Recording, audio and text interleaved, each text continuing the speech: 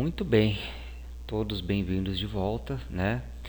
E agora dando continuidade às sequências aí dos fatos. Então, da última vez que nós conversamos na última aula, Jesus estava no monte, orando, entrando em comunhão, planejando como seria o seu ministério, né? Então, após o retorno ao monte, né, quando ele voltou para a cidade, ele começou a escolha dos seus companheiros, dos seus seguidores, a escolha dos apóstolos, né? Então, primeiro foram os 4 primeiros apóstolos que ele escolheu, tá? De todos os seguidores de João Batista, um que se chamava André era o mais profundamente impressionado com Jesus e o acompanhou a sua viagem a Pela. Eu o tenho observado desde que vieste para Cafarnaum e acredito que sejas o novo mestre e, mesmo não entendendo todos os seus ensinamentos, eu me decidi por guiar-te. Isso foi o que André disse a Jesus. Eu me assentaria aos teus pés para aprender toda a verdade sobre o novo reino. E Jesus, com uma segurança sincera, deu boas-vindas a André como o primeiro dos seus apóstolos, daquele grupo de 12, com o qual ele deveria trabalhar na tarefa de estabelecer o novo reino de Deus no coração dos homens.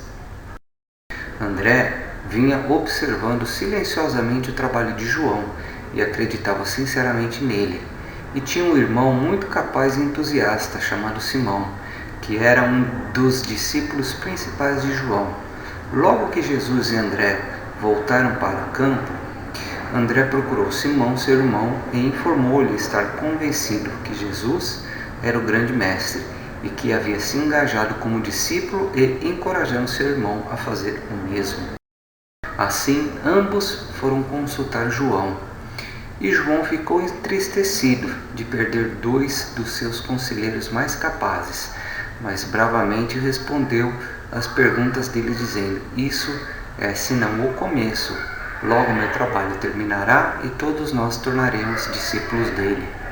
E dando as boas-vindas a Simão, como o seu segundo apóstolo, Jesus disse: Simão, o teu entusiasmo é louvável, mas é perigoso para o trabalho do reino, então aconselho-te a mudar seu nome para Pedro. Deste dia em diante, o termo apóstolo foi empregado para distinguir a família dos conselheiros escolhidos por Jesus, da imensa multidão de discípulos crentes que iria segui-los posteriormente. Tarde daquela noite, Tiago, João, André e Simão mantiveram uma conversa com João Batista e, com lágrima nos olhos, mas voz firme, o valente profeta entregou 2 de seus discípulos principais para que se tornassem apóstolos do reino que estava por vir. A escolha de Filipe e Natanael. Antes de atravessarem o Jordão, Jesus, olhando a estrada à frente, avistou um certo Filipe de Betsaida, que vinha na direção deles com um amigo. Jesus já havia conhecido Filipe, e este também já era muito conhecido de todos os apóstolos. Ele e seu amigo estavam indo visitar João, e, após conversarem, Filipe se deu conta de que Jesus era realmente um grande homem. E foi diretamente a ele e perguntou: Mestre, devo ir até João ou juntar-me aos meus amigos que te seguem?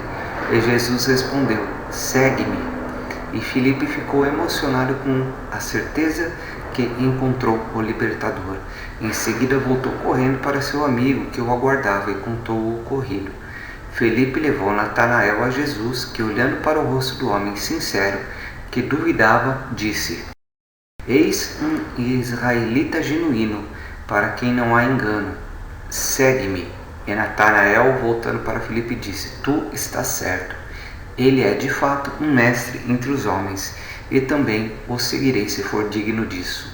E Jesus fez um gesto afirmativo a Natanael, dizendo de novo: Segue-me. Jesus já havia reunido metade do seu futuro corpo de colaboradores íntimos, 5 que já o tinham conhecido há algum tempo e um estranho, Natanael. Sem mais demora, atravessaram o Jordão e, passando pela aldeia de Naim, chegaram a Nazaré tarde da noite.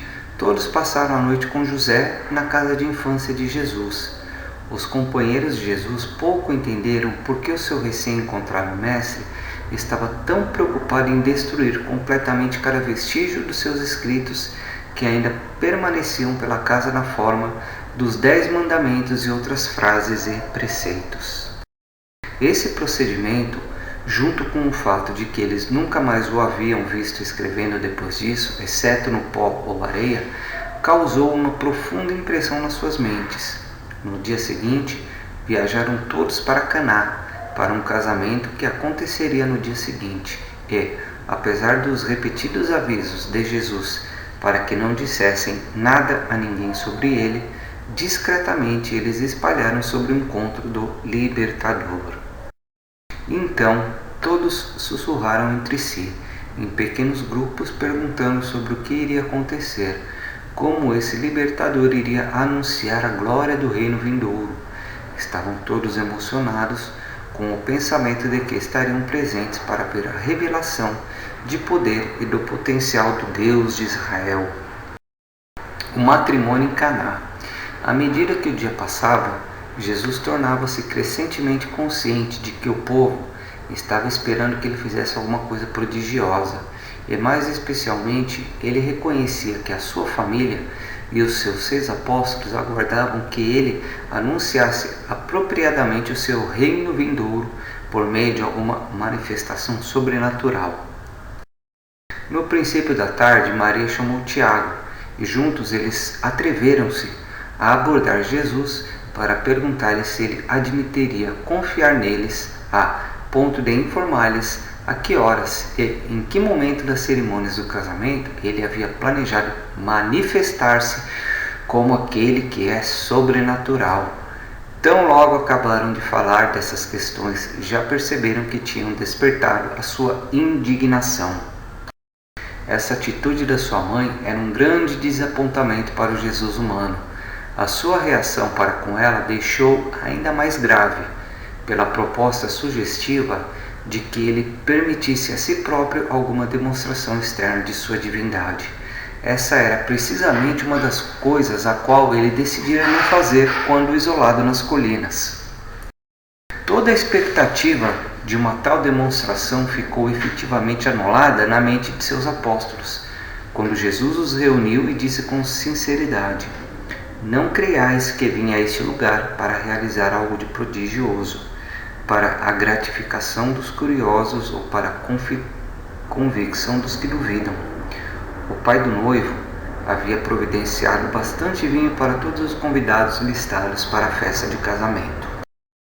Mas como poderia imaginar que o casamento de seu filho iria transformar-se em um evento tão intimamente ligado à esperada manifestação de Jesus como o libertador messiânico?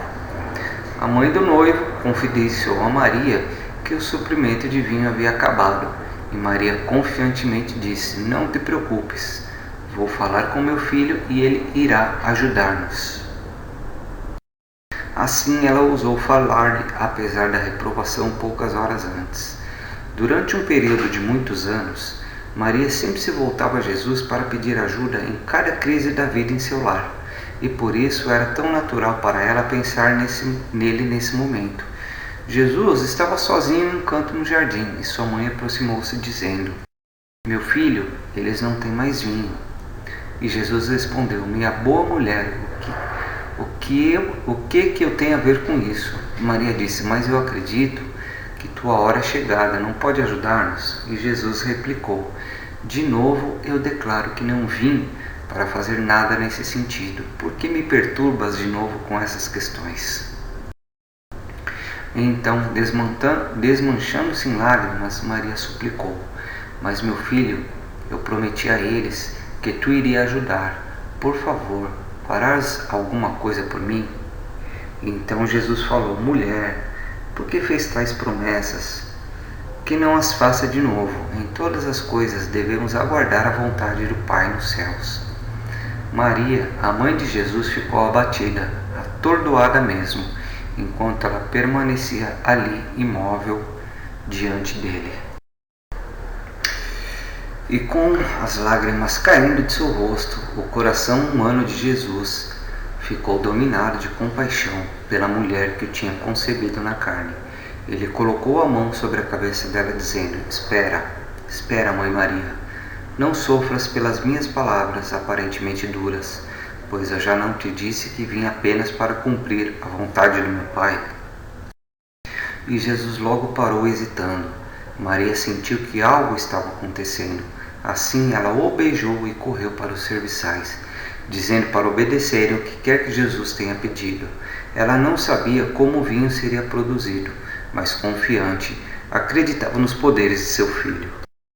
E por conta da presença e da coligação de certos poderes e personalidades do universo, das quais todos os presentes ignoravam por completo, ela não ficaria desapontada. O vinho que Maria desejara e que Jesus, o Deus homens, fez por aspirar humana e compassivamente estava sendo produzido. À mão estavam 6 grandes potes de pedra, cheios de água, cada um cabendo quase 80 litros. A agitação dos serviçais por causa desses vasos, sob o comando ativo de sua mãe, atraiu a atenção de Jesus, que, indo até lá, observou que eles estavam tirando vinho delas, com jarras repletas. Gradativamente, Jesus tomava consciência do que acontecera. De todos aqueles que estavam presentes à festa de casamento, Jesus era o mais surpreso. Os outros vinham aguardando que ele fizesse algo prodigioso, mas isso era como ele tinha o propósito de justamente não fazer. Então ele lembrou-se de como seu ajustador o havia prevenido sobre a incapacidade de qualquer poder tinha de privá-lo das suas prerrogativas de Criador. Nesta ocasião, os transformadores do poder, os seres intermediários e todas as outras personalidades imprescindíveis estavam unidos perto da água e de outros elementos necessários. E, na presença do desejo expresso do soberano Criador do universo, não havia como evitar o aparecimento instantâneo do vinho. Os agentes do Criador fizeram o vinho exatamente como é feito pelo modo comumente, pelo processo natural, exceto que eles o fizeram independentemente do tempo e com a intervenção de agentes supra-humanos para reunir os elementos químicos necessários. Então, realmente, de fato, esse foi o primeiro milagre de Jesus que foi assim visto por todos, né? Que foi um milagre meio sem querer, mas foi um milagre. Realmente isso aconteceu de fato.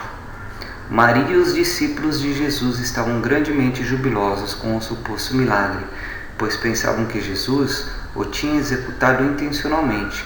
Mas Jesus retirara-se para um canto abrigado do jardim para pensar com seriedade por uns poucos breves momentos.